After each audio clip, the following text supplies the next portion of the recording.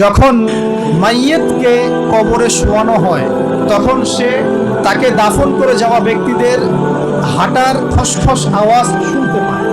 এরপরে তাকে যখন শুইয়ে দেওয়া হয়, সে যদি মুমিন ব্যক্তি হয় তাহলে তার মাথার দিকে তার সলাত এসে দাঁড়িয়ে যায়। দুনিয়াতে আপনি যে নামাজগুলো পড়েছেন, আমি যে নামাজগুলো পড়ছি, এগুলো মাথার দিকে দাঁড়িয়ে যায়। ডান দিকে চলে আসে তার সওম মানে কি? রোজা। বাম দিকে চলে আসে যাকাত, তারপরে পায়ের দিকে চলে আসবে তার আত্মীয়তার সম্পর্ক রক্ষার ইবাদত, তার যে অন্যান্য দান সদকা, তার নফল আমল, তার তাসবিহ তাহলিল, তার কোরআন তেলাওয়াত ইত্যাদি পায়ের দিকে চলে আসবে। এখানে একটা হাদিস এসেছে, সূরাতুল মুলক যে ব্যক্তি রাতের বেলা তেলাওয়াত করবে, কোন সূরা ভাই?